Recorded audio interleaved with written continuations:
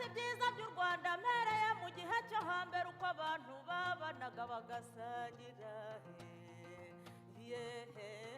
u Rwanda rw'amahoro u Rwanda rw'imisozi u Rwanda rw'ibisiza u Rwanda rw'amata bangewe u Rwanda mvugira imyato ikarame Rwanda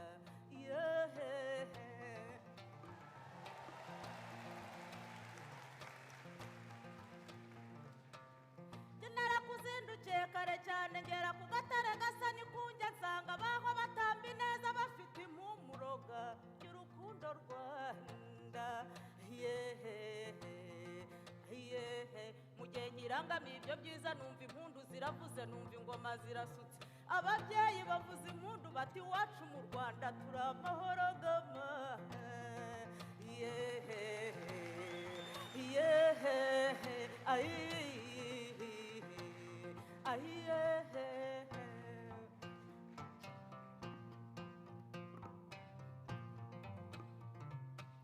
dore impamvu ndirimba Rwanda ngashyira kure cyane twebwe tuva mu bwiza kandi twinjira mu bundi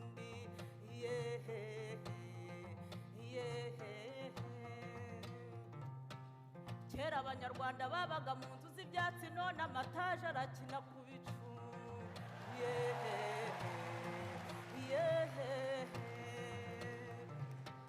kera abanyarwanda bararwaraga bakarumikwa bakabavugutira umubirizi dufite ibitaro dufite ibigo nderabuzima ndetse twifitiye mituwere do sante iwacu mu Rwanda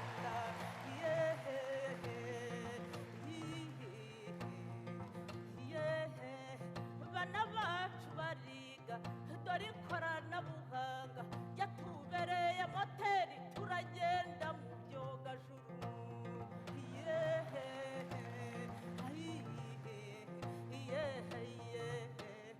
uzaze kurore Rwanda munyamahanga uri kunyumva uzaze kurore Rwanda munyarwanda uri mu mahanga uzaze kugera iwacu uzahasanga inyambo ibyatsi n'ibyuhagiro imimunda n'imikerenge inanga zo gucuranga uzaze kugera iwacu yewe uzaze kugera i Rwanda nkumbuye mu nkera twicaye mu gitaramo hagabaniye benshi mbada guhangabiye ishyo ryazo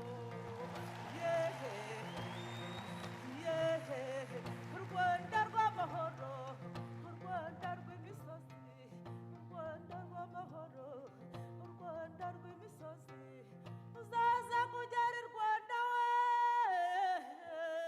uzaza tugutaramira tugucurangira inanga tuzaca imigara bitinde ndetse tuzanagabana uzaza kugera iwacu Rwanda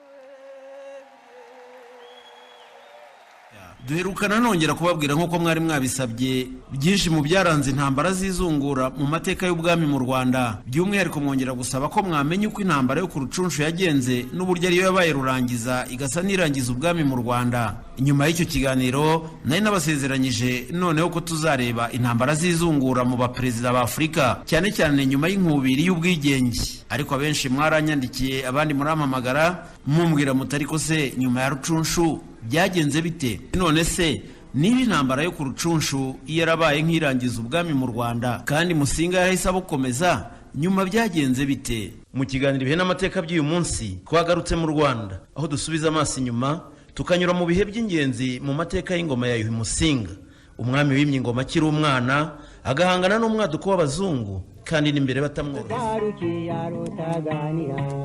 Ugaruke mugore nkundanye, ugaruke mugore mwiza. Rwabugira ajya gutanga yasize atanze Rutarindwa aho umwami ugomba kumusimbura. Rutarindwa nta nyina yagiraga kuko yari yarishwe na Rwabugira ubwe mu gihe cy'inkota y'Imbirimana Matovu ahorera umugabekazi Murorunkwere. Ibi rero byatumye yimana ingoma n'umugabekazi w'umutsindirano Kanjogera. Iri ryabaye ikosa rikomeye kuko byakozwe hirengagijwe ko Kanjogera nawe yari afite umwana w'umuhungu. Ibi nibyo byagejeje igihugu ya Ndabaga bihungabanya ubwami cyane, ari nayo nkomoko y'intambara yo ku Rucunshu yahitanye umwami Rutarindwa agasimbuzwa Musinga wari ukiri Kibondo. Nyuma yaho bicikiye ku Rucunshu habaye iterabwoba kubagaragazaga ko bababajwe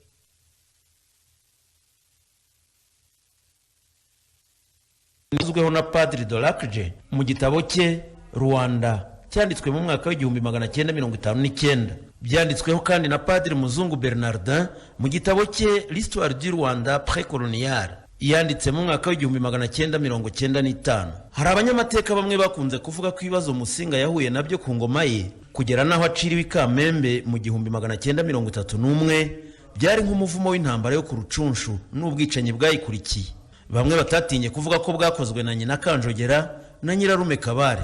Gusa iyo urebye amateka ya Musinga mu bihe byayo by'ingenzi usanga yarabaye umunyabyago kuva kivuka. Mu gice cya mbere cy'iki kiganiro turareba uburyo Musinga yaragiye kwivuganwa n'ababishakira ikibondo ubwo yashimutwaga. Mu gice cya kabiri turareba muri make ibibazo byaranze ukwima ingoma kwe.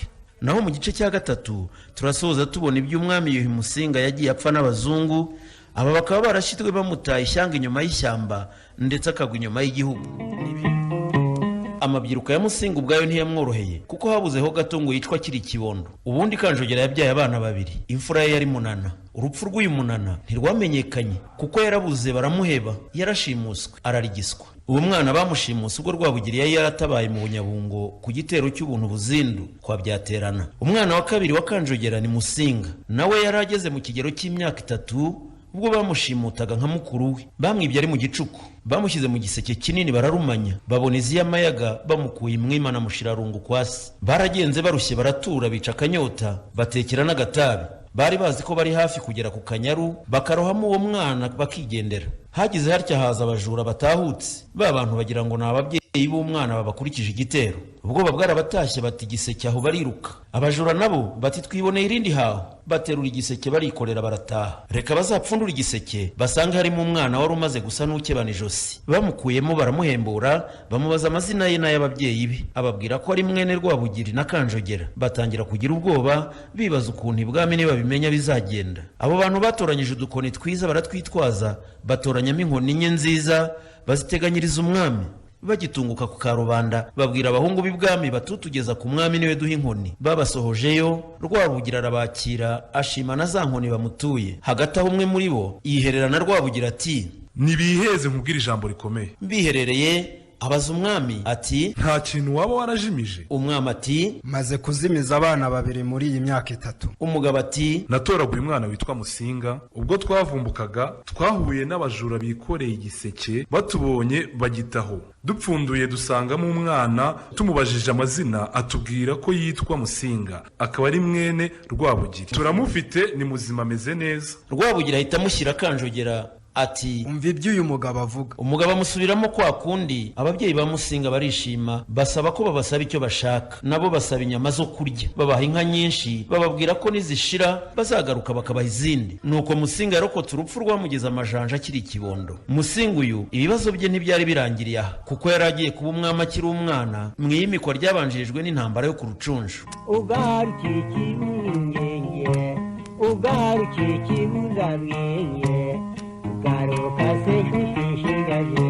Noneho turebe bimwe mu bibazo byakurikiye imikwa ritavuzweho rumwe na bose rya Yuhi Musinga. Musinga yabaye umwami akiri muto. Bivugwa ko mu gihe cy'imirwano yo ku Rucunshu yari mu kigero cy'imyaka 13. Mu gihe kitari munsi y'imyaka 5 yategekerwaga na nyina Kanjogera n'abasaza be cyane cyane Kabare. Umwami Yuhi Musinga amaze gukura no gufata ubutegetsi mu ntoki yahuye n'ikibazo gikomeye cyo guhangana n'abazungu. Aba bazungu binjiye ingoma ye batamunyuzeho, ubundi babana bakomanya amahembe kugeza bamwirengeje. Abazungu bazaga ibwami ntibakirwaga na Musinga wari ukiri muto, ahubwo bakirwaga na nyirarume Kabare cyangwa Musinga bakamusimbuza uwitwaga Mpamarugamba, maze abazungu bagataha bazi ko babonanye n'umwami. Bivugwa ko ubwe yatangiye kubakira afite imyaka 18. Kuri iyo myaka kandi akaba ari nabwo yabonanye na Richard Kant, abanyarwanda bari barahimbye Kanayoge. Uyu bivugwa ko yaje gushyiraho umujyi wa Kigali mu mwaka w'1907.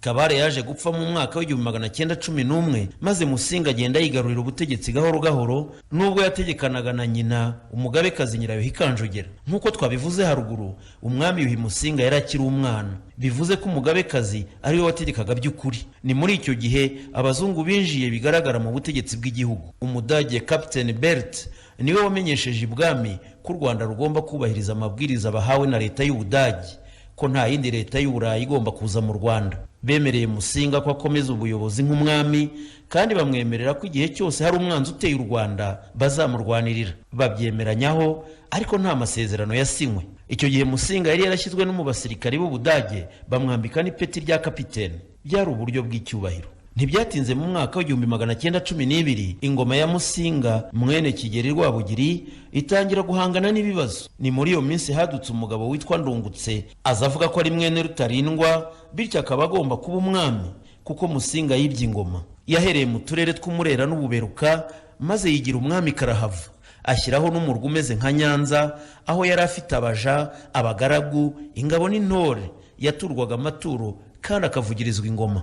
Uyu mugabo Ndungutse yifatanyije na Rukara rwa Bishingwe n'abasebya ba Nyirantwari bigarurira amajyaruguru y'igihugu, maze Abadage bafasha ibwami nk'uko bari barabisezeranye, bakoresha amasasu, abari barigometse baratsindwa. Ibi byatumye Musinga akomeza kureba neza Abadage kugeza batsinzwe mu ntambara ya mbere y'isi, maze u Rwanda rufatwa n'Ububirigi mu mwaka w'1916. Ugaruke bitera abandi igene ntambara uragitinga ureganaho nkunda.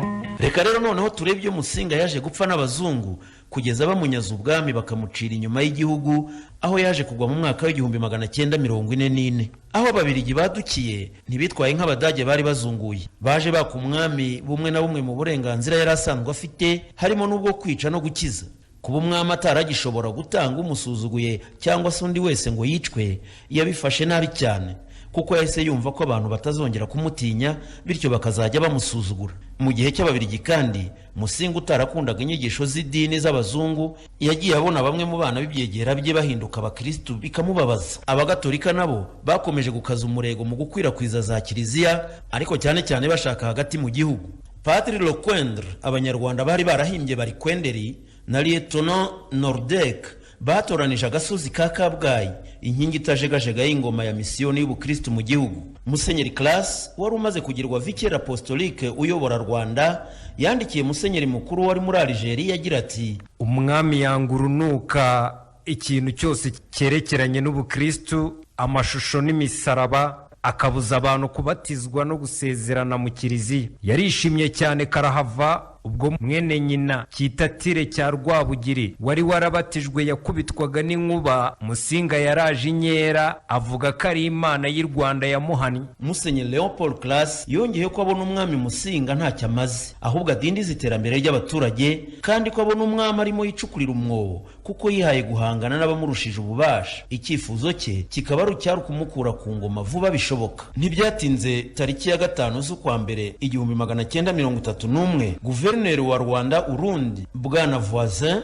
yandikiye Musenyeri Class ati: nagerageje guhindura umwami ngagire imyumvire mizima, nasanze umwami adashobotse, bigaragara ko adindiza gahunda zacu n'iterambere ry'abaturage, nkaba nifuza ko yakurwaho agasimbuzwa vuba bishoboka. Ugaruke muri runyoye maze sogaruke zirakigwena mama. Ababiligi babashije kwigarurira bamwe mu Banyarwanda bakomeye, twavuga nka Kayondo, Rwabutogo, Gishoma n'abandi bemeye no kuba abanzi b'umwami bifatanya n'abazungu. Kayondo yajyaga yirahira agira ati: ndi imbabaza amahanga ya Rugina n'ishirangare rya Ndubaha ritarangarira ubusa nka Musinga wa Kigeli. Bigaragara ko yafataga Musinga nk'umuntu w'indangare udashaka kumva. Niko kandi Musinga nawe yakomezaga kugira ibikorwa byo gukorombereza abazungu abereka ko abangurunuka. Ingero zirahari. Byavuzwe ko witwa Tutuba ya Rwakirango rwa Bushaku bwa Rutambuka, umugabo wa Karira ka Rwogera, yishe umuzungu amugerekaho umuzungukazi. Musinga mugabira inka 40 nk'umuntu wabaye intwari. Ibyo nabyo byarakaje abazungu cyane. Ariko aho yakojeje agati mu ntozi niba ari uwayandikiye umukobwa we Musheshambugu Gertrude wari warashakanye na Leo Rwagataraka wari umaze kubatizwa. Akoresheje umukarani we Rugengamanzi yandikiye Musheshambugu ku itariki 5 Mutarama mu mwaka w'1930 aho yagize ati: mvumye umwana wanjye wese uzaba umukristo, nihagira umuba azabura umutungo, azaba ikiremba, niba ari umukobwa azaba ingumba, ntazahabwa amata n'umuhutu, ntazahabwa amata n'umututsi, azavumwe n'umuntu wese uzi kuvuma. Yashoje agira ati: ntugire ngo ndagukinisha nk'umugabo wawe, niba ushaka kuba umukristo kugira ngo ushimishe umugabo wawe, sinzongera kugukunda na rimwe. Ndakurahiye mbe nica data Rwabugiri nimba ibyo nkubwiye atari byo. Nzakwifuriza ikibi cyose kibaho kubera kukwanga. Nzakwanga nk'uburozi bwishe umuvandimwe wanjye Munana, nkange nka Mugiga yishe abana banjye Munonozi na Rudacyahwa. Wibuke ko nuramuka ubaye umukristo bizanteranya n'abapadiri, ariko ibyo ntacyo bintwaye. Yari papa wawe umwami w'u Rwanda Yuhi Musinga. Iyo baruwa igaragara mu gitabo Ubumwe bw'Abanyarwanda mu mateka yabo, igice cya mbere cyitwa Ubukoroni n'amacakubiri mu Rwanda. Ni igitabo cyanditswe na Nzeyimana Innocent ku bufatanye na UNESCO. Iboneka no mu gitabo Ibitaramo mu mateka yo hambere cyanditswe na Zephirine Kagiraneza. Garuka senyi gamba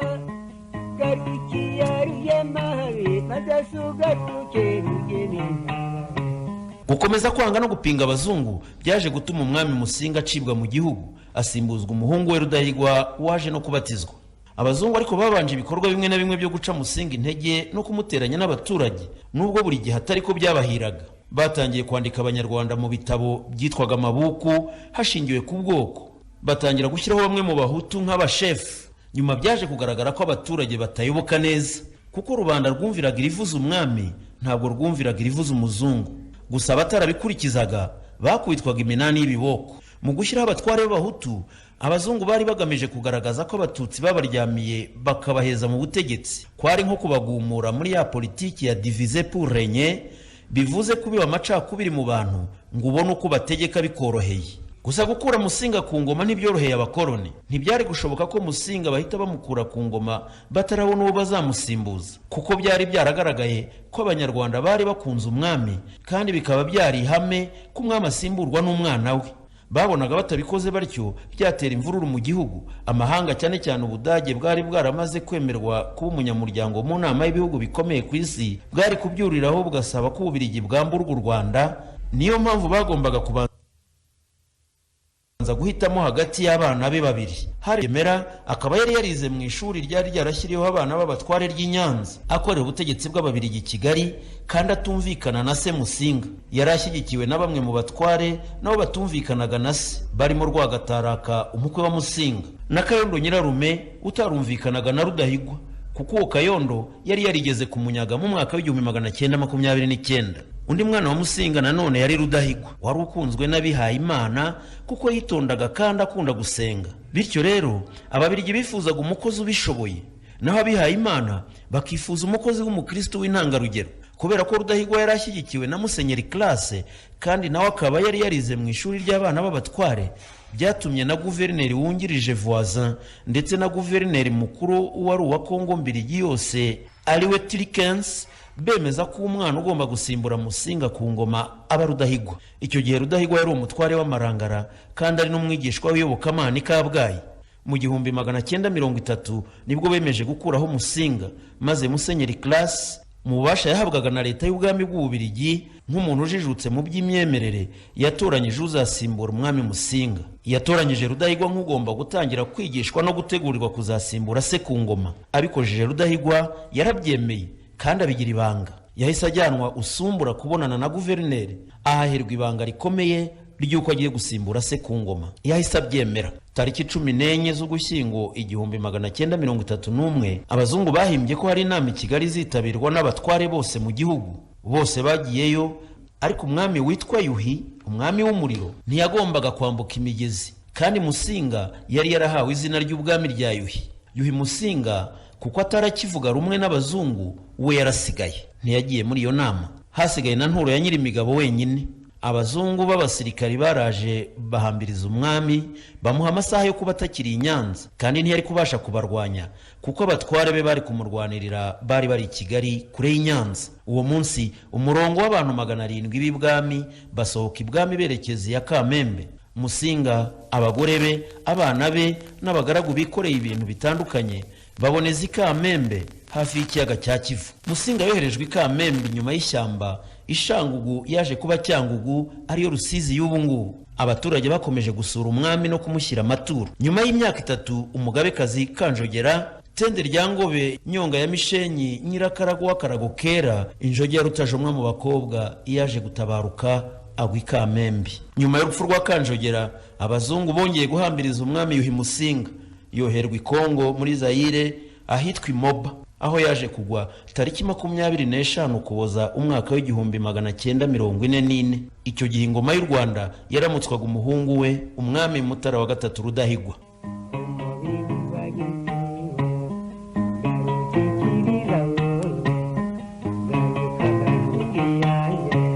Ngibi bimwe mu bihe by'ingenzi byaranze amateka ya Yuhi Musinga n'ingoma ye.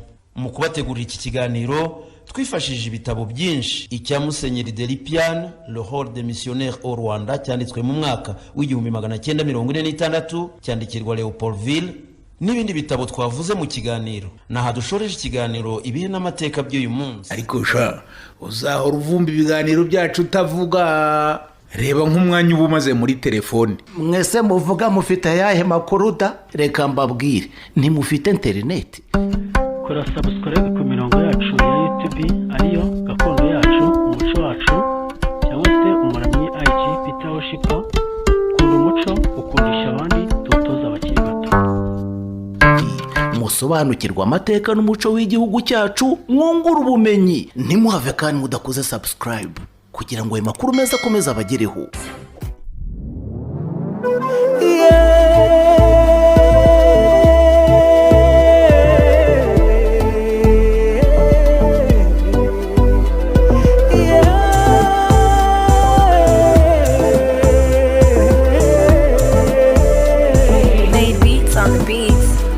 Aho intore zitaramiye simatangwa ntukanambuze, aho iwacu kwa Rwagirisa, iwabo w'inkera y'abahizi, mu Buganza iburerabana, mu Mirambi itavuna ingingo.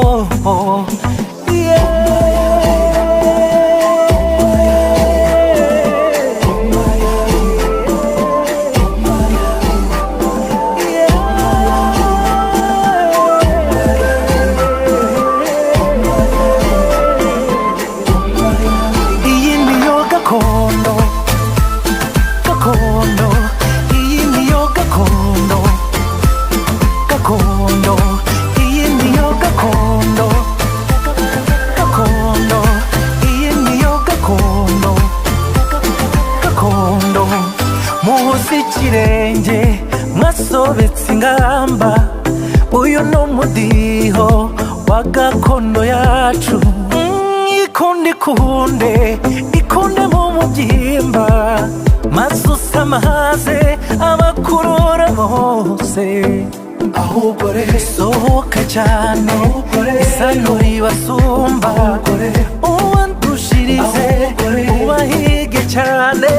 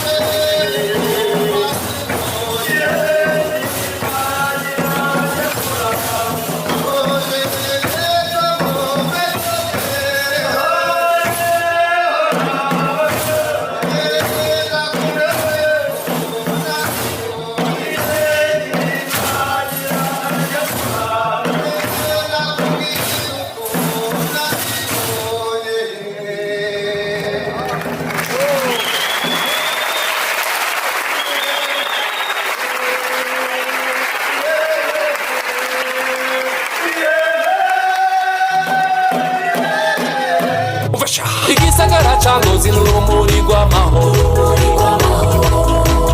igisagara ca Ngozi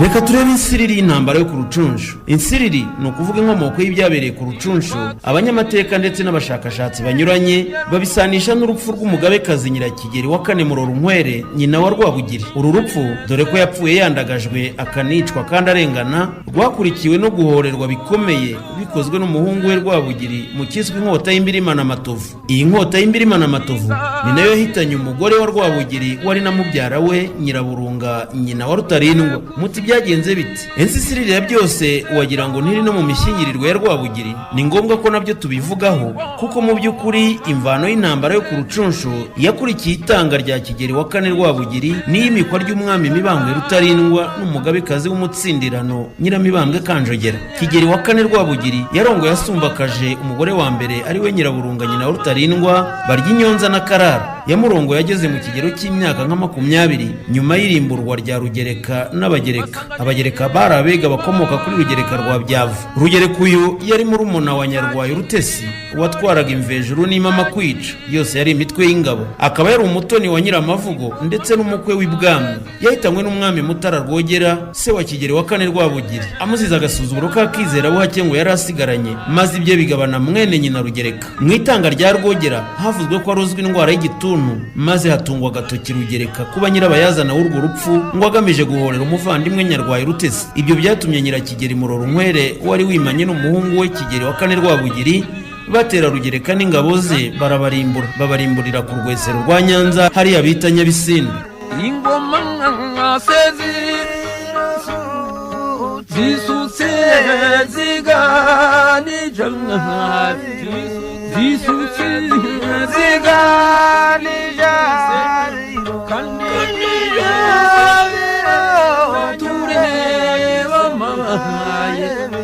Nyirakigeri Murorunkwere wari umukonokazi yashakaga gushyingira umuhungu w'abakonokazi kugira ngo ubwoko bw'abakono buzahame ku butegetsi igihe kirekire. Uwabimburiye abandi kugera ku gisasiro cy'umwami ni mubyara wa Rwabugiri, Nyiraburunga, akaba na nyina wa Mibambwe Rutarindwa. Uyu yamwambuye Gacinya ka Rwabika wari waramurongoye mbere, ndetse anatahana ibwami abana yabyara na Gacinya. Ibi benshi bahamya ko Rutarindwa atari uwa Rwabugiri. Mu bandi yarongoye twavuga nka Nyiramarayi murumuna wa Nyiraburunga, nawe yambuye Ruhanga rwa Muvubyi. Nyuma yarongoye n'abandi bakonokazi nka Nyiramarora, Kagoyire n'abandi.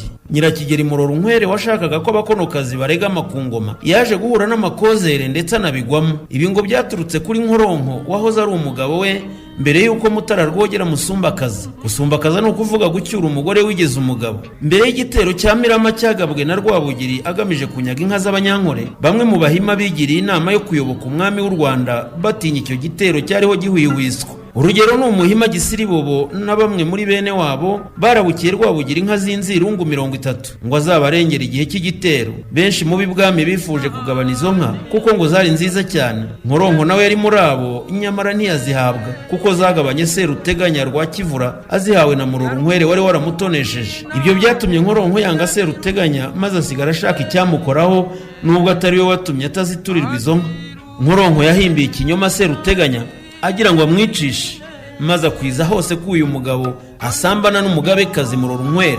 Ibi Nkoronko yabifashijwemo n'abagore ba Rwabugiri n'abasaza babo. Nyamara ntibibutse ko mu kuvumbika Seruteganya mu muriro n'umugabekazi yabigenderamo. Gusa icyo kinyoma umwami Kigeri wa kane Rwabugiri wakundaga nyina cyane yabanje kukirengagiza. Abarezi ba Seruteganya ntibacitse intege kuko bahise bashaka ikintu cyatuma Rwabugiri amutanga byanze bikunze. Nta kindi cyari gisigaye uretse gukwiza ikindi kinyoma ko umugabekazi Murorunkwere atwite inda ya Seruteganya. Rwabugiri yahuye n'ikibazo gikomeye ndetse akiburira igisubizo akimara kubwirwa ko nyina Murorunkwere yabatwite indaro ya Seruteganya. Iryo hurizo barigereranyije n'inzoka yizingiye ku gisabo. Ubwo yibazaga niba azatanga Seruteganya ariyo nzoka agasiga nyina aricyo gisabo cyangwa azabica bose. Mu gushaka igisubizo cy'iki kibazo yitabaje abasheje akanguhe barimo Remera, Rutuganshuro na Rwakagara. Remera na Rutuganshuro bahisemo kwica inzoka n'igisabo kikameneka, naho Rwakagara avuga ko wayikanga ikavaho maze ukayica utamenya igisabo yari yizingiyeho. Rwabugiri yatumye abajya kumusuzumira koko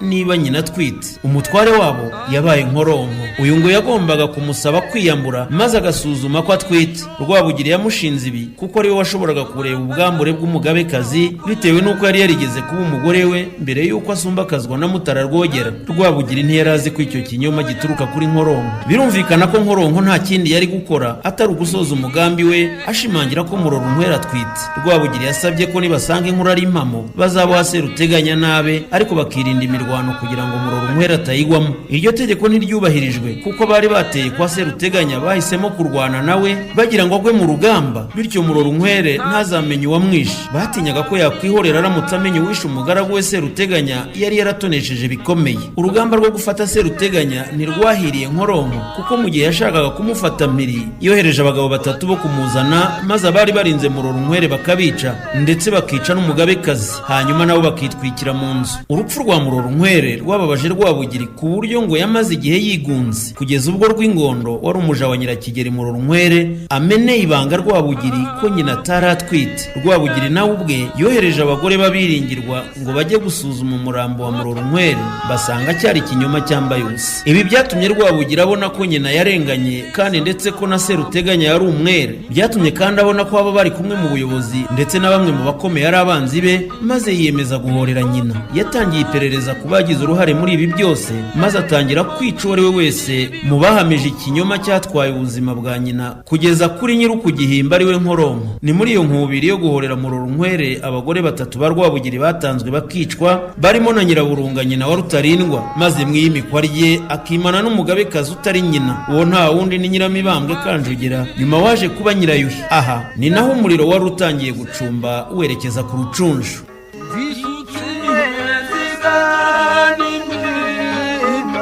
kandi namushiraro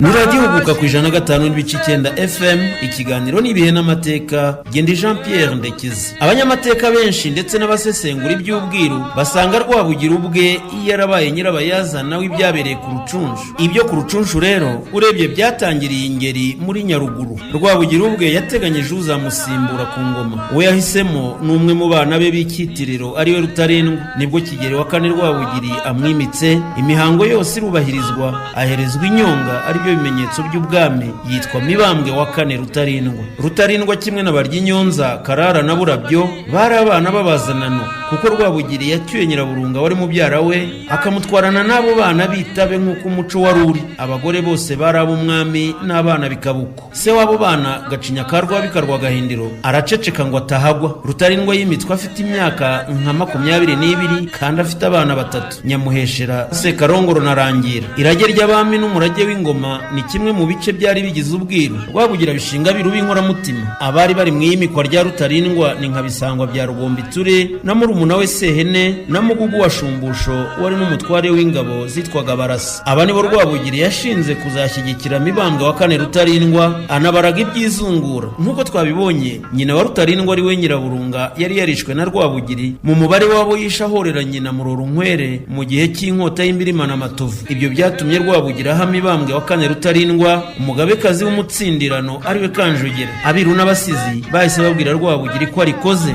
ndetse ko ashoje intambara. Dore impamvu: itegeko ry'ubwiru ryagengaga izungura ryagenaga ko ubwami mu by'ukuri budahabwa umwana w'umwami uzungura, ahubwo buhabwa bumwe mu bwoko bwitwa ibibanda bakurikije umwuka wa politiki n'inyungu z'abiru. Ni ukuvuga amoko yavagamo abagabekazi ariyo Abaha, Abakono, Abega akaba ariyo y'ingenzi n'Abagesera. Ubu bwoko bwo bukaba bwarinjiyemo mu buryo butunguranye. Umugabekazi w'umugeserakazi n'umwe rukumbi wabayeho ari we Nyirakigeri wa 3 Rwesero, nyina wa Kigeli wa 3 Ndabarasa. Rujugira yari yaramukuye mu Bugesera mu Bazirankende b'Igisaka aho yari yarahungiye ahunga amakaburo ari byo busazi bwa se Yuhi wa 3 Mazimpaka. Ibibanda bikomeye rero ni 3 kugeza igihe Rutarindwa yimikiwe na Rwabugiri. Ubwoko bw'Abakono bwari bukomeye kuko bwavuyemo abagabekazi 3 ari bo Nyirakigeri wa mbere Nyankuge nyina wa Mukobanya, Nyirayuhi wa gatatu Nyamarembo nyina wa Mazimpaka na Nyirakigeri wa kane Murorunkwere nyina wa Rwabugiri. Nyina wa Rutarindwa ari we Nyiraburunga nawe yari umukonokazi ariko yarapfuye. Umugabekazi w'Icyitiriro Nyiramibambwe wa kane Kanjogera yari umwegakazi kandi akaba inkundwakazi bikabije ya Rwabugiri. Aha naho harimo andi makosa bashyira kuri Rwabugiri ariyo yaya gutsindira umwami amuha Kanjogera aho umugabekazi badafite aho bahuriye kandi n'uwo mukobwa akomoka mu bwoko butanga abagabekazi kandi bukomeye. Kubo Nyiramibambwe wa kane Kanjogera nawe yari afite umuhungu w'uburabwe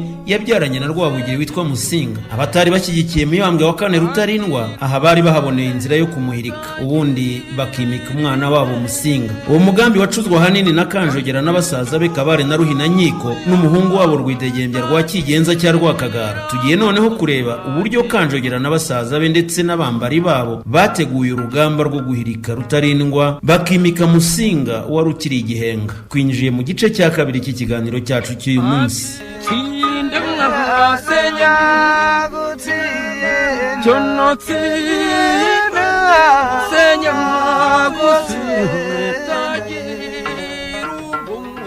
Kanjogera wari umugabekazi w'umutsindirano wa Mibambwe wa kane Rutarindwa yatangiye umugambi ku ruhande wo kumuhirika agategekana n'umuhungu we yibyariye ari we Musinga. Uyu mugambi yawufatanyije n'abasaza be Kabare na Ruhinankiko ndetse n'umuhungu wabo Rwidegembya rwa Kigenza. Ni umugambi bateguye bitonze hanakoreshwa uburyo butandukanye kugira ngo uzagerweho. Areba uburyo bwakoreshejwe ndetse n'uko urugamba rwashojwe maze bigacikira ku rucunshu.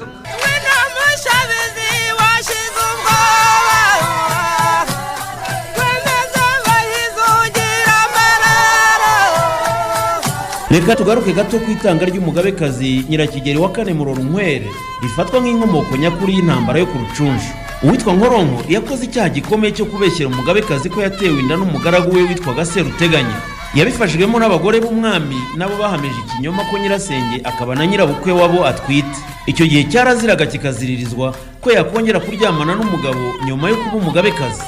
Muri aba bagore harimo na nyina wa Rutarindwa wagombaga kuzaba umugabekazi ari we Nyiraburunga. Hari naho umwami Rwabugiri yakoranyije aba bagore arababaza ati ko umugabekazi ababyaye nk'uko ambyaye kuko ari nyogosenge kandi akaba na nyoko bukwe, mushobora kumbwira kandi mukambwiza ukuri niba atwite cyangwa adatwite. Abagore ngo babanza gusuhuza imitima nyuma bataratwite. Nkoronko yari yarababajwe n'ukuntu wahoze ari umugore we yamusuzuguye akamwima inyana z'inzirungu akazihera Seruteganya. Bisa n'ibivuze ko yari asigaye amumurutisha. Byageze naho Nkoronko yoshya Nzirumbanje musaza w'umugabekazi na Karamira wari umwiru nabo bemeza ko umugabekazi atwite. Ubwo Rwabugiri yari amaze gushoberwa n'iyo nkuru y'uko nyina atwite yatumye Nkoronko kumenya by'imvaho niba ari byo. Ntiyari azi ko ari we nyirabayazana wa byose. Murorunkwere yari atuye Imbirima na Matovu. Nuko Nkoronko ageze Imbirima yasabye umugabekazi kumwambarira ubutuku, niko bitaga ubusabwa abakomeye, ngo yihere ijisho. Undi ati ndeba rwose ndi uwawe nk'uko byahoze, ntabwo ntwite barambeshye. Umugabekazi nawe ntiyari azi ko Nkoronko ari we wahimbye icyo kinyoma. Nkoronko ati abantu ni babi barakubeshyera kuko ndabibonye ntabwo twite. Nkoronko akigera ibwami ati umugabekazi aratwite kandi inda n'imvutsi. Rwabugiri niko guteranya abakuru ababaza mu marenga ati inzoka yizingiye ku munwa w'igisabo wagira uti? Bamwe bati wakubita inzoka utaba bari igisabo, abandi barimo Rwakagara bati wayikanga ikava ku gisabo maze ukabona kuyica igisabo ntigihubangane. Ubwo umwami yahise yohereza ingabo Imbirima zirimo abakomeye nka Nkoronko na Nyagahinga se wa yantwari kabuhariwe mu Ngangurarugo Nyiringango n'abandi ngo bajye kuzana umugabekazi maze bice Seruteganya. Ariko Nkoronko n'abambari be bari bazi ko umugabekazi adatwite, baribaza bati nituzana umugabekazi tukica Seruteganya maze bikazagaragara ko yarenganye kandi n'umugabekazi yambitswe urubwa ntituzashira. Nibwo bahisemo gutera mu kivunge kugira ngo napfa hoye kuzamenyekana uwamwivunnye cyangwa uwatwitse urugo yari arimo. Uko biri kose ariko ntabwo Nkoronko yari kuzahonoka icyaha cy'uko yabeshye Rwabugiri ko inda y'umugabekazi ari imvutsi, kuko n'ubundi umurambo wari kuzasuzumwa. Seruteganya wari uzi birimo kuba yaritanze kugira ngo akize umugabekazi, nuko ashyirwa ku ngoyi abandi baza gutwara umugabekazi. Ubwo abari baje gutwara Murorunkwere binjiraga mu nzu bahise bicwa, ndetse umuhungu wa Seruteganya witwaga Murangira asogota inkota ingobyi yarimo umugabekazi agira ati ni umuhungu wawe utwicishije, ntawe dufite wo kuzaduhorera none nawe pfa. Nuko uko umugabekazi yatanze abari bateye kwa Seruteganya inzu ye bayihaye inkonyi, apfana n'abahungu be Sebugigi, Murangira, Mutwaranshuro na Ndengera.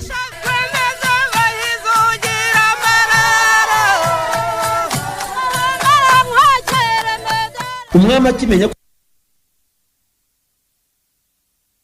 kandi yari yabategetse kumurinda, ndetse agahita ko nyina bamubeshyeraga abibwiwe na Rwingondo wari umuja we, ndetse n'isuzuma ry'umurambo rikabigaragaza kuko wari ucyoswa, ahita atangiza iperereza ngo amenye uwahimbye icyo kinyoma. Iperereza ryahereye ku bari batanze inama yo gukubita inzoka bataba bari igisabo. Aha Rwabugiri yatahuye ko abo yiringiragaho inama aribo barabagambanyi, nabo kandi baritewe ahanini no kutamenya ingaruka byagombaga kugira. Bibwiraga ko nibimenyekana ko Seruteganya yurira igisasiro cy'umugabekazi azatangwa, ariko umugabekazi ntagire icyaba. Byaje rero kugenda uko batabitekerezaga, kuko benshi barimo na Nyiraburunga wagombaga kuzaba umugabekazi na Nzirumbanje musaza wa Murorunkwere batanzwe bakicwa, naho Umwirukaramira ndetse n'abandi bacibwa mu Rwanda. Nyirabayazana Nkoronko we yari akibereye iwe, ngo inzuzi zaramwimanye bitewe n'uko yari umwana w'abami babiri, Gahindiro na Nyiramavugo, hakiyongeraho ko yabaye na se wa Rwabugiri kubwo kuba umugabo wa nyina Murorunkwere, ngo yagombaga kugwa i Burundi bityo akaba umutabazi. Ibwami bamuteze igitero bisi cyo muri to kwa Rugigana, yagombaga gutabaramo n'ingabo ze zitwaga Inzirabwoba, maze bagera ku butaka bw'u Burundi abari ku mugambi bagahita bamwica. Ibi ntibyakunze ariko kuko Rwamembe rwa Nkusi ya Gahindiro wari uri muri uwo mugambi yamuburiye, bigatuma agendera kure abagombaga kumwica. Uyu Rwamembe kubera kumena ibanga Rwabugiri yaramutanze aricwa, nyina Kabyaza nawe wagombaga kwicwa ariyahura. Rwatambuga wari watumwe kubafata, ariko aho kubafata akamena ibanga akababurira, nawe agarutse yahise yicwa. Ngo mbere yo gutanga Rwamembe, Rwabugiri yaramubwiye ati ubungiye kukuburanisha, nutsinda ndakurekura. Rwamembe ati kumburanisha nibyo byari kubanza mbere yo kumboha, none ubu isi yose yamenye ko Rwamembe mboshywe, nemeye kuburana ngo ndekurwe ngakomeza kubaho, kandi Rwatambuga amaze gupfa ari njye azira, naba mbaye imfura mbi.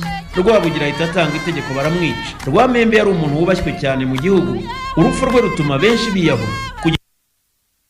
Kugeza icyo gihe Nkoronko yari akiriho baramutingiye ingabo. Nyirimigabo yari yaragiriye umwami inama ko amuteye hafi ingabo nyinshi ku mpande zombi kandi zose arizi. Nkoronko babanje kumaraho Inzirabwoba ze mu ibanga, asigara yigunze w'ingoma ya Nyagisozi hahoze ari muri komine Mugina, kandi umwami amushyiraho abantu bamurinda ngo adacikira i Burundi. Muri icyo gihe Rwabugiri yari yaratabaye Butembo, aza gutabaruka ajya mu rugo rwe i Rubengera.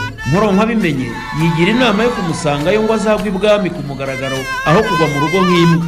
Agitirimuka iwe, urugo rwe baruhaye inkonyi kugira ngo bamwereke ko abatasi b'ibwami bamucungiraga hafi. Nkoronko ageze igishwero hahoze ari muri komine Mushubati, ahahurira na Mbonyuwontuma mwene Murengezi umutware w'Imvejuru.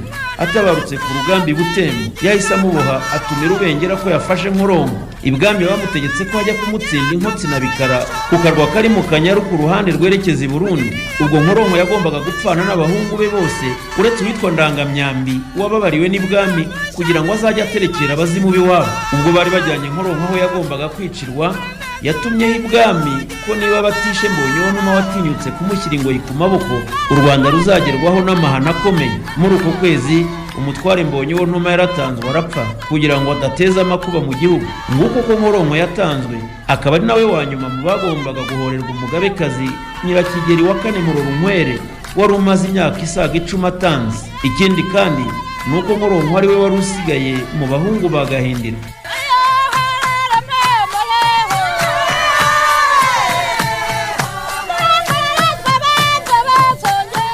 Reka noneho dusubire ku rucunshu nk'uko nabibasezeranyije, turebe uburyo Kanjogera utari yishimiye kwimana n'umutsindirano kandi yaribyariwe muhungu yari agiye gukoresha ngo ahindure ayo mateka. Dore uburyo bakoresheje ngo bahike ingoma ya Mibambwe wa kane Rutarindwa, maze bimike Musinga wari ukiri muto cyane.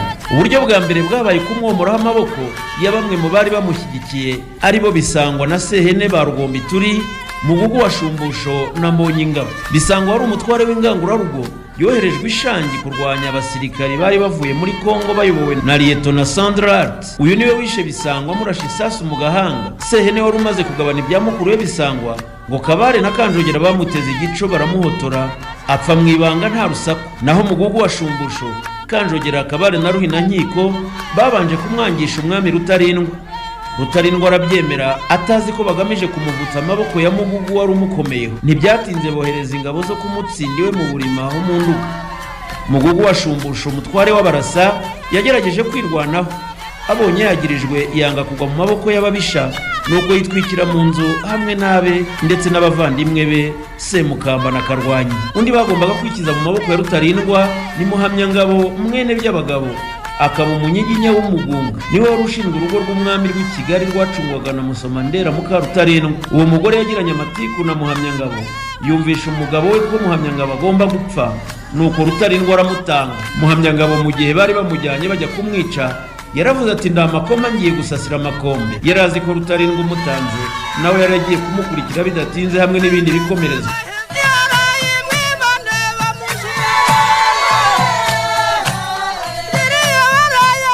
Uburyo bwa kabiri bwabaye gushaka amaboko, ni ukuvuga bagombaga gushyigikira Musinga. Kanjogera, Kabare na Ruhinankiko bari bamaze kubona ko ibwami hari amacakubiri, bagombaga kugira abo biyegereje bene Rwabugiri batarazwe Karinga, babumvisha ko niba batanashyigikiye Musinga bagomba kweguka ntibagira aho babogamira. Abo ni Nshozamihigo wari umutware mu Marangara, Sharangabo watwaraga Ubuganza, Kitatire watwaraga Ubwanamukari ndetse ngo Gakundwa na Musinga na Baryinyonza murumuna wa Rutarindwa. Muhigirwa we yari yaremeye rwihishwa kubogamira kuri Musinga. Hari no kwiyegereza abiru kuko bari bubashywe na rubanda. Ku ikubitiro biyegereje umutware w'abiru bose ariwe Rukangirashyamba rwa Kanyamuhungu, niwe wari ufite umwanya wa kabiri mu cyubahiro nyuma y'abami, ni ukuvuga umwami n'umugabekazi. Rukangirashyamba yahise agabana Mirenge mu Gisaka, yari yarambuwe Mugugu wa Shumbusho mbere yo kumwica. Hakurikiyeho kwigarurira bamwe mu batware bakomeye bahereye kuri Rutishereka. Ntibyabagoye kuko we na Kabare bari inshuti z'indatana, biyegereje n'abandi batware barimo Rwangampuhwe na Rubasha. Ariko rero hari n'abiru bari ku ruhande rwa Mibambwe wa kane Rutarindwa, nka Rutikanga rwa Nkuriyingoma wari umuhanga mu ntekerezo z'ubwiru. Uburyo bwa gatatu bwabaye gushoza urugamba. Reka tuze turebe uko rwaje kwambikana.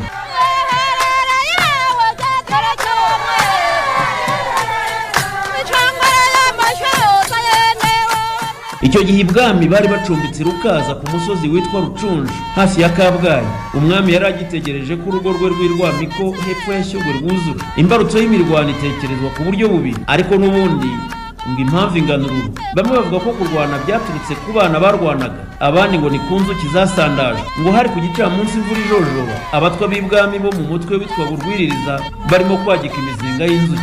Izi nzuki bikunze kuvuga ko arizo mbarutso ya Rucunshu, ngo zarasandaye abantu bakwirwa imishwaro. Muri uko gukwira imishwaro kwa Kanjogera ngo baketse ko batewe no kwa Rutarindwa, nuko nabo bafata intwaro ngo bitabare. Nuko Musenyeri Alegisi Kagame yabitekerejwe na Kayijuka ka Kanyantaba, ngo byaje kugaragara ko bahungaga inzuki maze impande zombi zirahagarara. Gusa ngo muri uko guhagarara ko impande zombi zari zishyamiranye, uwitwa Kaningu yateye icumu mu barwanyi bo kwa Rutarindwa maze abakomye Rutendera atyo urugamba rurarema. Ibyo ari byo byose impande zombi zari ziteguye kurwana zisanganywe intwaro. Urugamba rwamaze kurema, abarwanira Mibambwe wa kane Rutarindwa baba basatiriye inzu y'umugabekazi ari kumwe na Musinga, bayimerera nabi ku buryo Kanjogera ngo yashatse kwiyahura hamwe n'umuhungu we, maze Kabara arababuza. Aha ngo uruhande rwa Kanjogera n'abasaza be rwari rutsinzwe iyo hatagoboka Rwamanywa rwa Mirimo ari kumwe n'ingabo ze zitwaga Batanyagwa, baturutse mu Budaha baje kuvuna umwami. Kwa Kabare na Musinga ngo bazisamiye hejuru bazishyira ku ruhande rwabo,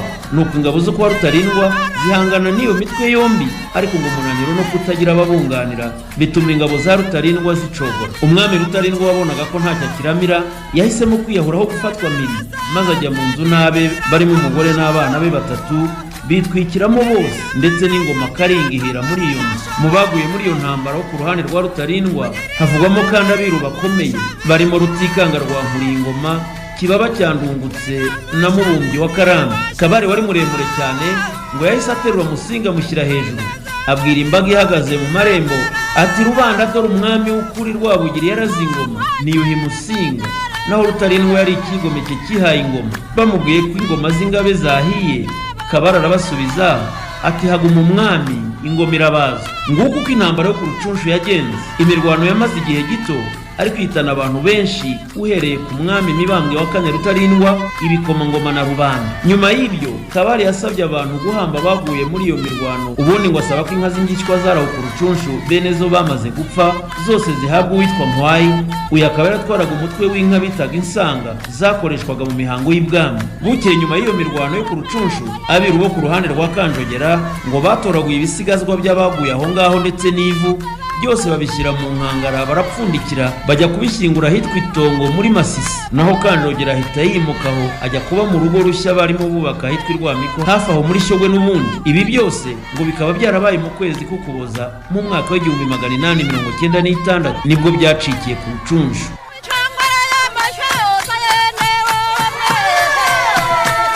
Mu gusoza twababwira ko intambara yo ku Rucunshu yagize ingaruka mbi cyane ku mitegekere y'u Rwanda no mu mibanire y'abanyarwanda muri rusange.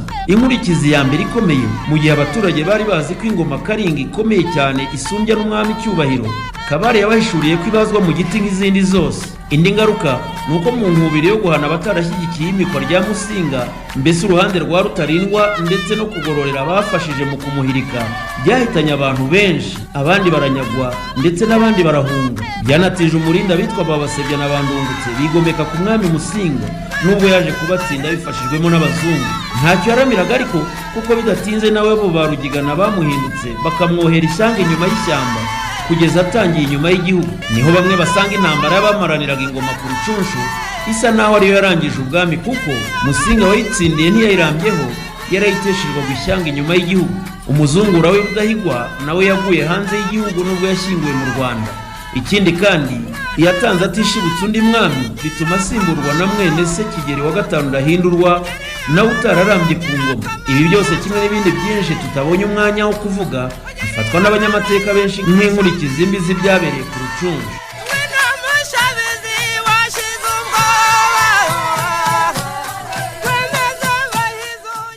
Mu kubategurira iki kiganiro twifashishije ibitabo byinshi birimo icyitwa Rwanda Ancien Moderne cya Louis de Lacge, igitabo ibyo ku ngoma z'abami b'u Rwanda unyuze ku muzi w'abasuka cyanditswe na Nyirishema Celestin. Hari kandi n'abandi benshi banditse kuri Rucunshu nka Epimake Ruhashya wanditse igitabo Rucunshu, Jean Chrysostome Musabimana bitaga Ruhuga wanditse ikinamico Mburanye Rucunshu, igitabo Missionnaire w'u Rwanda cya Musenyeri Delipiane, ingoma ya Kigeli Rwabugiri cyanditswe na Mineduc mu mwaka w'1985. Hari kandi n'ibyagiye byandikwa mu bitangazamakuru bitandukanye na Manirakiza Idesbard ukora ubushakashatsi ku mateka y'u Rwanda. Ngayo nguko ubutaha nibidukundira tuzareba intambara z'izungura muri Afurika, ariko noneho mu baperezida nyuma y'inkubiri y'ubwigenge. Ndabifuriza ibihe byiza byuzuye amahoro n'amahirwe.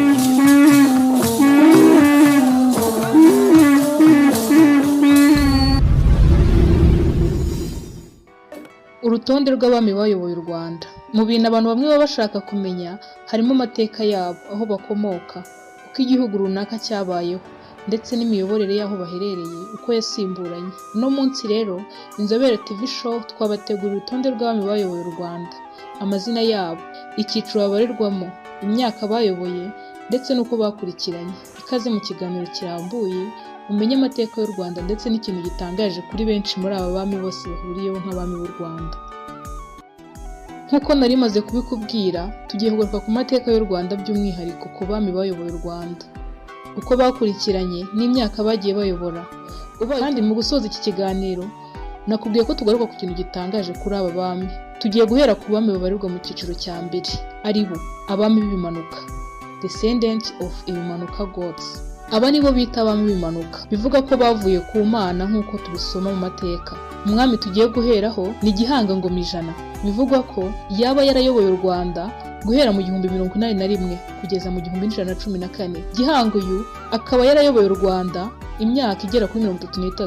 Amaze gutanga hima Kanyarwanda wa mbere Gahima wa mbere, nawe wayoboye u Rwanda muri uwo mwaka w'1014 kugeza mu 1147. Kanyarwanda Gahima nawe akaba yarayoboye u Rwanda imyaka 33, angana neza nk'iyo Gihanga Ngoma Ijana yayoboye. Uyu Kanyarwanda Gahima rero nawe amaze gutanga hahise hima Rumeza wa mbere. Uyu Rumeza we ntago igihe yayoboye kizwi neza, ahubwo amaze gutanga nawe hahise hima undi mwami Yuhi wa mbere Musindi. Uyu nawe ni umwe mu bami bayoboye u Rwanda, akaba kandi ari we ukomokwaho n'ubwoko bw'Abasindi. Musindi nawe amaze gutanga himye Rumeza wa kabiri. Uyu nawe amaze gutanga himye undi mwami ari we Nyarume. Nyarume nawe yayoboye iyo ngoma Ngabe, amaze gutanga hima Rubanda. Uyu mwami rero nawe ari mu bataramenyekanye imyaka baba barayoboye ingoma Ngabe, ariko yasimbuwe na Ndahiro wa mbere wa Mara.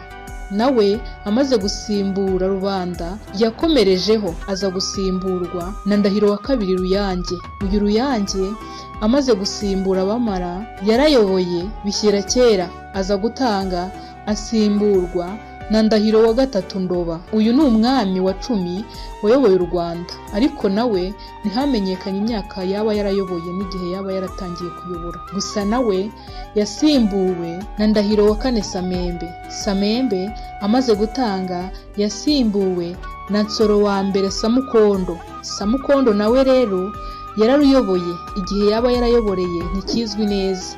Samukondo amaze gutanga hahise hima umuhungu we Nsoro wa kabiri byinshi.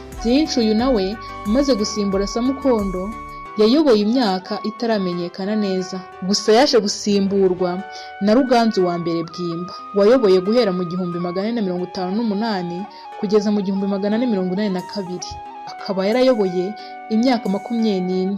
Aza gusimburwa na Cyilima Rugwe wahereye 1482 ayobora kugeza 1506, ayobora imyaka 24. Uyu bivugwa ko ari we mwami w'ikimanuka waba warayoboye nyuma. Ikindi cyiciro cy'abami bayoboye u Rwanda ni abami b'umushumi. Aba babimburiwe na Kigeli wa mbere Mukobanya waje gusimburwa na Mibambwe wa mbere Sekarongoro wa mbere Mutabazi, naye wasimbuwe na Yuhi wa kabiri Gahima wa kabiri, naye wasimbuwe n'umuhungu we ari we Ndahiro wa gatanu Cyamatare. Cyamatare niwe waba yaraherutse mu bami b'ibitekerezo ba mbere. Ikindi cyiciro cy'abami tugiye kugarukaho ni abami b'amateka. Ababo babimburiwe na Ruganzu wa kabiri Ndori wahereye hagana mu 1510 atanga 1543, ayobora imyaka 33. Asimburwa n'undi mwami Karemera Rwaka. Rwaka yayoboye nawe aza gusimburwa na Mutara wa mbere Nsoro wa gatatu Semugeshi wayoboye guhera 1624 kugeza 1648. Atanze nawe akaba yarayoboye imyaka 33. Asimburwa na Kigeli wa kabiri Nyamuheshera wahereye 1576 ayobora kugeza 1609, nawe akaba yaramaze imyaka 33. Amaze gutanga haje kwima Mibambwe wa kabiri Sekarongoro wa kabiri Gisanura wahereye hagana mu 1609 kugeza 1642, nawe akaba yarayoboye imyaka 33. Aza gusimburwa na Yuhi wa gatatu Mazimaka wayoboye u Rwanda guhera 1642 kugeza 1675, nawe wayoboye imyaka 33. Aza gusimburwa na Cyilima wa kabiri Rujugira wahereye mu 1675 ageza mu 1708. Rujugira nawe rero yaruyoboye imyaka 33 ari ku ngoma. Aza gusimburwa na Kigeli wa kabiri Ndabarasa wahereye 1708 kugeza 1741, nawe akaba yarayoboye u Rwanda imyaka 33. Aza gusimburwa na Mibambwe wa gatatu Mutabazi wa kabiri Sentabyo, nawe wahereye muri uwo mwaka w'1741 kugeza 1746. Ahita asimburwa na Yuhi wa kane Gahindiro wahereye mu 1746 kugeza 1802. Uyu Gahindiro ka Mibambwe niwe bivugwa ko yayoboye imyaka myinshi kuko yayoboye imyaka 56. Akaza gusimburwa na Mutara wa kabiri Rwogera wasimbuye Gahindiro guhera 1802 kugeza 1853. Uyu Rwogera nawe yayoboye imyaka 51. Aza gusimburwa na Kigeli wa kane Rwabugiri uhereye muri uwo mwaka Mutara amaze gutanga ari w'1853 aza kugeza 1895, amaze imyaka 43 yose, ariko akaba yarakoze akazi katoroshye ko kwagura u Rwanda ku buryo nta wundi mwami warwaguye nkawe. Aza gusimburwa na Mibambwe wa kane Rutarindwa wahereye 1895. Rwabugiri amaze gutanga ageza mu kwa 10 mu mwaka w'1896.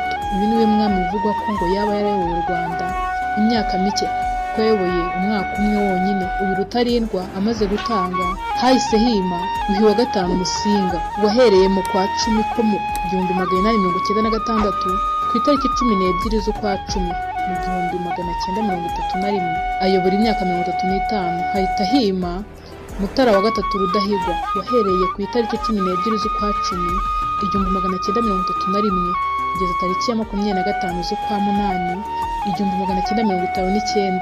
Rudahigwa we yayoboye imyaka 28 asimburwa na Kigeli wa gatanu Ndahindurwa wahereye tariki ya 28 z'ukwa munani 1959 kugeza ku itariki 28 z'ukwa mbere 1961 hahita haza repubulika. Uyu kandi akaba yaravutse mu kwa karindwi ku itariki 29 1936 avukira i Kamembe apfira Washington DC mu kwa 10 ku itariki ya 16 2016. Umugogo we utabarizwa i Nyanza ku itariki ya 15 z'ukwa mbere 2017. Akaba yari umunyiginya, Sumubyara akaba yari Yuhi wa gatanu, naho umugabekazi akaba yari Mukashema.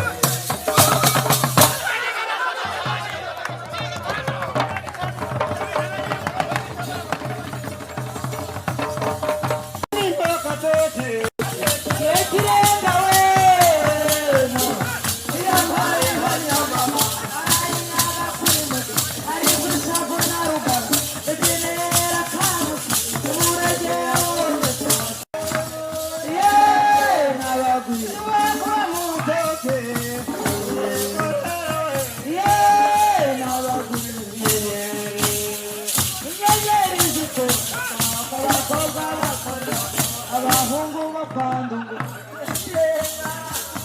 yeee nabazi iyo mpaye ntagira amagana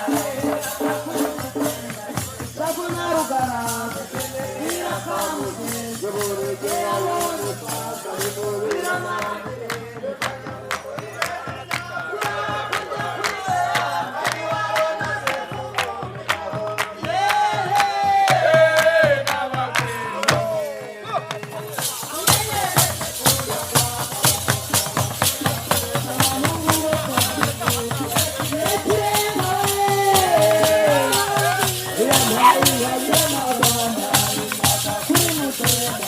Gakondo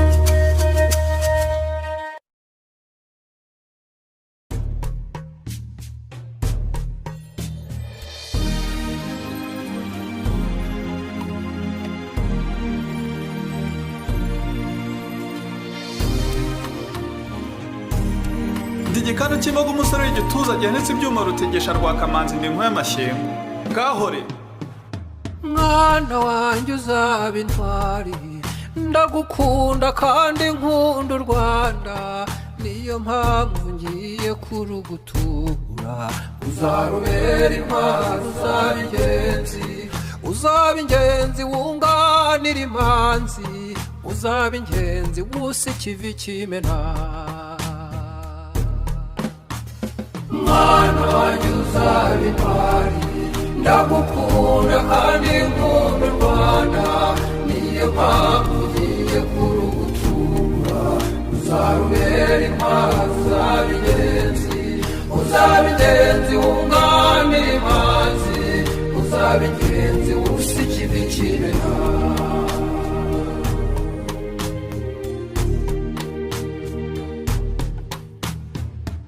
kibondo ngiyi impano iruta izindi igihugu cyacu Imana yaduhaye tutabiyisabye tutanabihisemo twavutse dusanga turi abanyarwanda dusigasira uwo murage mwiza twahawe n'iyaduhanze idukunze ikatwifuriza ineza ikaturaga umunezero mwana wanjye saro ryanjye ntuzabogora ayo mata y'urwererane mu nkongoro y'ibwami umwami uruta abandi yaduterekeye ku ruhimbi ese naturwana ngeze iyi mpano irenze kuririmba kuwa turukesha niwe umuhanzi mukuru n'Imana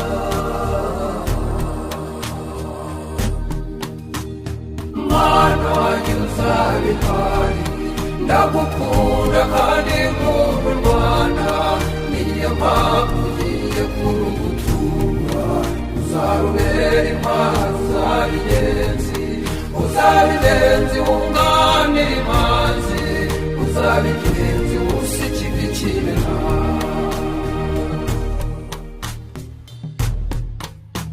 mwana wanjye aho uzajya uba uri hose ujye wibuka ko nawe uhamagariwe kuba intwari ubutwari twese buratureba ntibikiri iby'abayobozi b'igihugu bonyine cyangwa ingabo zikirinda nawe muganga b'intwari uvura abantu mwarimu nawe urera uzirikana cyane ko ari wowe mushumba w'intwari z'urwejo niba uri umuhanzi w'indirimbo izakubera inzira y'ubutwari niba uri umukinnyi w'umupira izakubera inzira y'ubutwari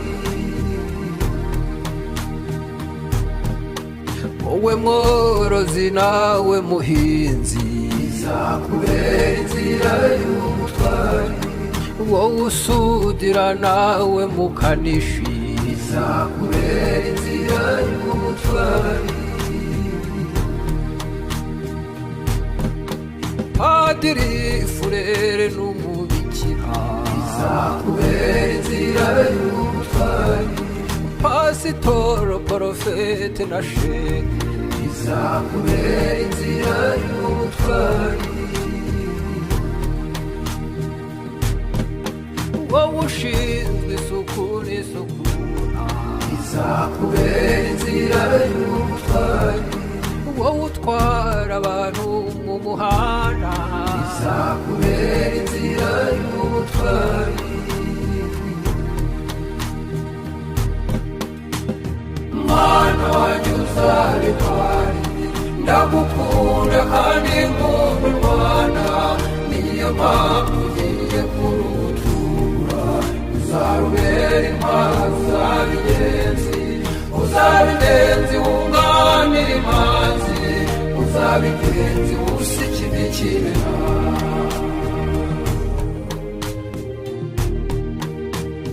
mwana wanjye uzaba intwari ndagukunda kandi nkunda u Rwanda niyo mpamvu ugiye kurugutura uzarubera intwari uzaba ingenzi wunganira imanzi uzaba ingenzi wusa ikivi kimena mwana wanjye uzaba intwari ndagukunda kandi nkunda u Rwanda niyo mpamvu ugiye kurugutura uzarubera intwari uzabinenzi wunganira imanzi uzabitenzi ushyikibikira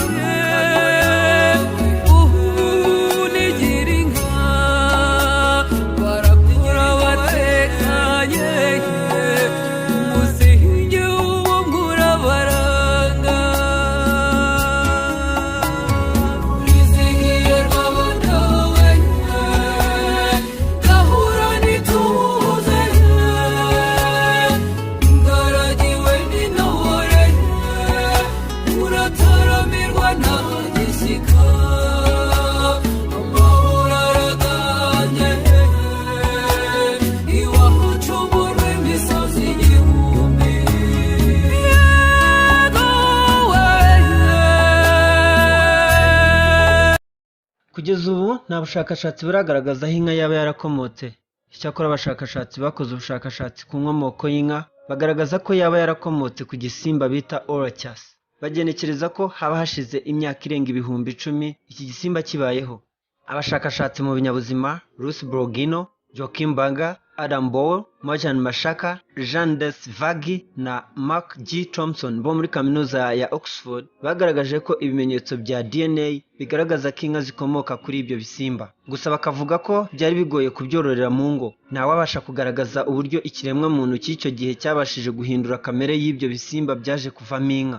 Amateka y'u Rwanda agaragaza ko hari inka zanyagwaga mu bihugu bituranye, aha bikaba byatuma wibaza aho ibyo bihugu byazivanye. Amateka ibihugu bisangiye agaragaza ko buri gihugu kigendera ku bitekerezo bigaragaza aho inka yaba yarakomotse. Mu Rwanda nicyo bita ubucurabwenge bwerekana inkomoko y'abami, ariho bavugamo n'inka zazanywe na Kigwa.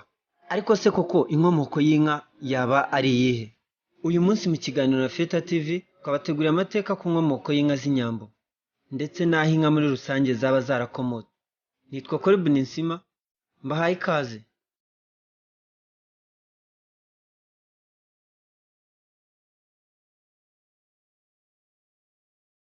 Amateka atubwira ko u Rwanda mu ntangiriro rwari rutuwe n'amoko abiri, Abahutu n'Abatwa. Ariko nyuma mu mpera y'ikinyejana cya 14 haza ubundi bwoko bw'Abatutsi, baza bavuga ko bakomoka kuri Shyerezo Nkuba. Uyo akaba abarizwa mu bami bitwa Ibimanuka, aribo Shyerezo Nkuba, Kigwa, Muntu, Kimanuka, Kijuru, Hobo, Merano, Randa, Gisa, Kizira, Kazi ndetse na Gihanga. Bavuga ko yaba ari we se w'abantu bose ndetse ko ari we wahanze inka, ariko ibyo ntawabihamya neza ko ari byo rwose. Kimwe mu bihinyuza izo nyigisho zishingiye ku binyoma twavuga nk'ibirango by'abahinza, abahutu b'abami, ingabe y'abahinza. Iyi ngoma y'abahinza yari nziza cyane, nta hantu na hamwe uzumva ivugwaho amahano. Ibi bisobanuye ko na mbere y'uko ibimanuka biza abantu bahozeho mu Rwanda. Ikinyoma cy'uko Gihanga ari we wahanze inka n'ingoma nacyo nticyahawe intebe, kuko mbere y'uko abami b'ibimanuka baza mu Rwanda hari abahutu bo mu bwoko bw'ababanda bari batunze inka nyinshi zitwaga urukubazuba. Ahantu havaga izuba ryinshi warazihasangaga kandi izuba ntirigire icyo rizitwara. Hari n'uwitwaga Seneri w'Igakoma k'Ababanda. Ibi rero bikavuga ko Gihanga atari we nkomoko y'inka mu Rwanda, nubwo umwuga wabo bawuhariye korora, ndavuga ibimanuka byo kwa Nkuba. Aha nanone kandi bivugwa ko ibimanuka byinjiye mu Rwanda biturutse muri Uganda, byinjizwa n'umwami w'umuhutu w'umuhinza witwaga Rekabayije mu Kinyankore, bisobanuye ngo bareke baze. Ngo bageze mu Rwanda mu Mutara, kera hitwaga Ibyumba, bafata ubwami, bashyiraho uburyo bwo gutegeka, bimika umwami Gihanga, hanyuma batangira kwiga uburyo bazahirika ubundi bwami bwategekaga icyo gihe. Ntibyatinze bahirika abahinza b'abahutu, babagira abaretwa, bamwe barabica, abami bimanuka barasimburana karahava, baravugwa, barasingizwa ndetse barakiza. Benshi bakunda gusoma ibijyanye n'inkomoko y'u Rwanda bakunda guhura n'igitekerezo cy'ibimanuka, ahavugwamo ko byageze mu Rwanda baturutse mu ijuru. Mu gitabo Inganji Karinga cyanditswe na Kagame Alex havugwamo uburyo ibimanuka byaje n'inkomoko y'iryo zina. Musenyeri Alex Kagame avuga ko ibimanuka byageze mu mubari wo kwa Kabeja mu ntara y'Iburasirazuba, ubu bayobowe n'uwitwa Kigwa ariwe bita Sabizeze. Icyo gihe ngo Sabizeze yari amaze kumenya ko yavuye mu mutima w'imfizi bari barashyize mu gicuba cy'amata, nk'uko nyina Gasani yari amaze igihe ari ingumba. Musenyeri Kagame avuga ko mu kumanuka kwa Sabizeze yafashe amatungo n'inyamaswa byari mu ijuru, azana ikigore n'ikigabo, ariho yafashemo n'imfizi n'insumba yayo abimanukana ku isi. Dore uko igitabo Inganji Karinga kibivuga: ajya mu biraro by'inka, ayobora imfizi Rugira n'insumba yayo Ingizi, ajyana n'imfizi y'intama Madende n'iyayo Nyabuhoro, ajyana n'isekurume y'ihene Rugeyo n'isake Mugambira n'Inyange. Amaze gukoranya ibyo byose akora ku muvandimwe we. Ugeze aha ubona ko inka zaturutse mu ijuru. Kurikije igitekerezo cy'ibimanuka, ni igitekerezo ariko byakumvikanisha ko n'andi matungo yaba yaraturutse mu ijuru, kuko havugamo intama n'andi matungo Sabizeze yamanukanye ku isi. Nyamara iyo ukomeje n'igitekerezo kivugwa mu Nganji Karinga, hari aho usanga bavuga ko inka zaba zaraturukaga mu iriba rya Gipfuna riherereye mu ntara y'Amajyaruguru.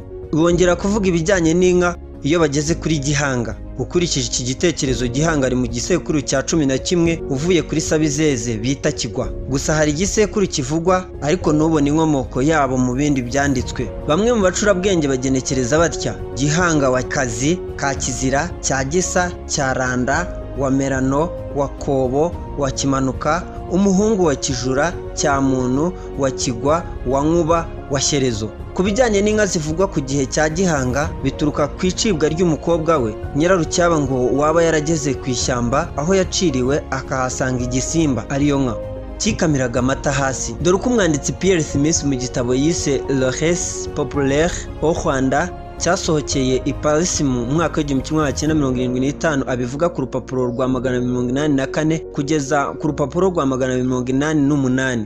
Mu gitondo agiye gutegura inyamaswa asanga inka yavuye mu ngeri, yabyariye mu gasozi, iri mu kibaya, imukubise amaso iraroha iravumera.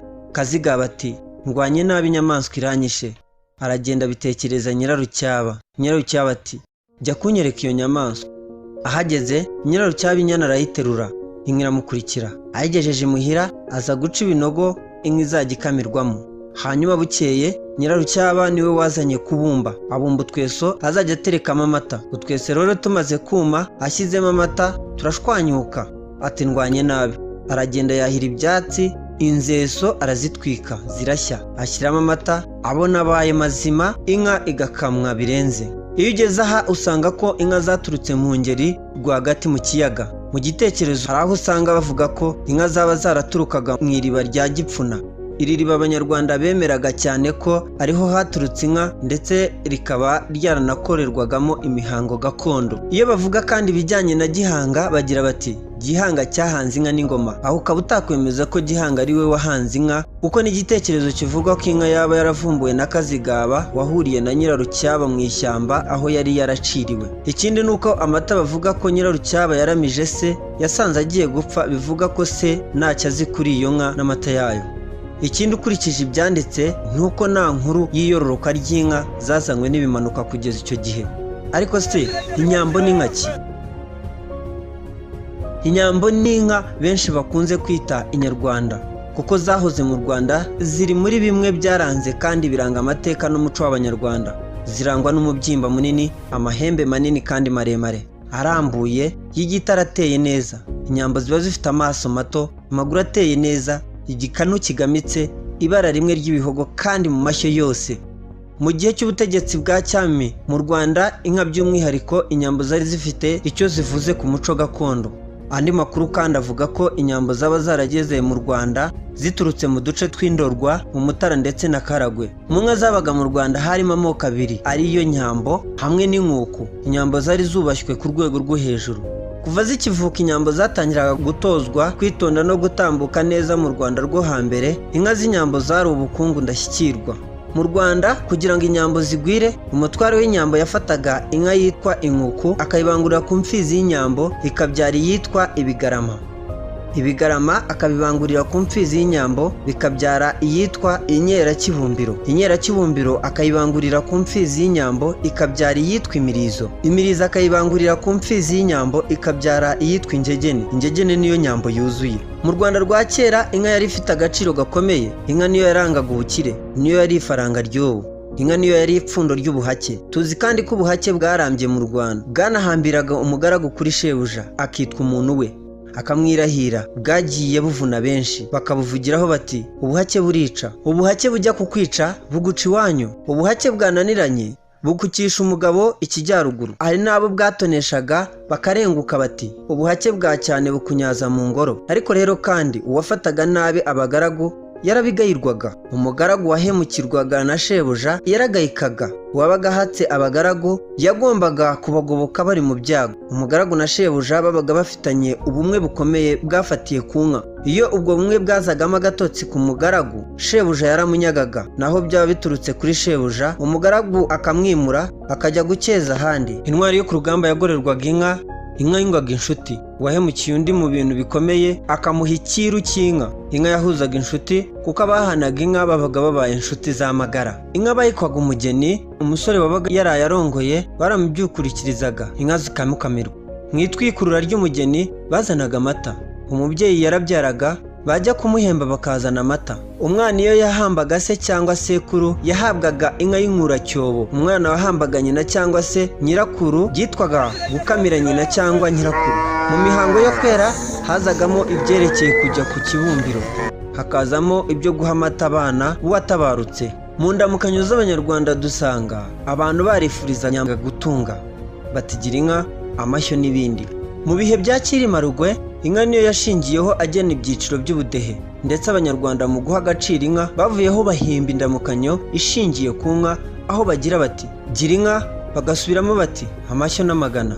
Bavuga ngo amashyo bata amashongore, bivuze amashyo y'inka afite kirinda, kuko amashongore bisobanura amacumu y'ubwirinzi atari ayo bajyanaga ku rugamba. Bamwe bati gira umugabo, waba umufite uti ndamushimye, waba utamufite uti ndamukugize. Inka yabaye n'igihembo gikomeye ku muntu wabaga wahize abandi. Yagorerwaga inka ikitwa inka y'ubumanzi. Ikigo cy'igihugu gishinzwe ubuhinzi n'ubworozi mu Rwanda RAB kizakomeza gahunda zigamije kubungabunga icyororo cy'inyambo hifashishijwe ikoranabuhanga, gutunganya intanga no kuzitera mu nka, kubika intanga cyangwa insoro mu bubiko bwabugenewe, gucukumbura byimbitse imiterere nyayo y'inyambo, kugaragaza byimazeyo ibiranga inyambo no kubimenyekanisha. Ikoranabuhanga rizafasha cyane kongera guhanga no kubungabunga izo nyamamare mu buryo bwihuse kandi buhendutse, bidaciye mu nzira ndende nk'izo nakubwiye haruguru. Gahunda yo gufata intanga cyangwa insoro muri ubu bwoko ikorwa mu rwego rwo kubungabunga uyu mutungo kamere w'Abanyarwanda wari utangiye kukendera. Tugana ku musozo w'iki kiganiro, twibutse ko inka z'inyambo zari ubukungu ndashyikirwa mu Rwanda rwo hambere. ibi bigaragazwa n'amazina yazo yazisingizaga, aho amateka agaragaza ko yatangiye ku ngoma y'umwami Yuhi wa kane Gahindiro ahagana mu mwaka w'igihumbi kimwe magana 1946 ubwo abanyarwanda batangiye kuzirata kubw'akamaro kazo. Mbibutse ko agahugu katagira umuco gacika. Dusigasire umuco wacu nk'abanyarwanda.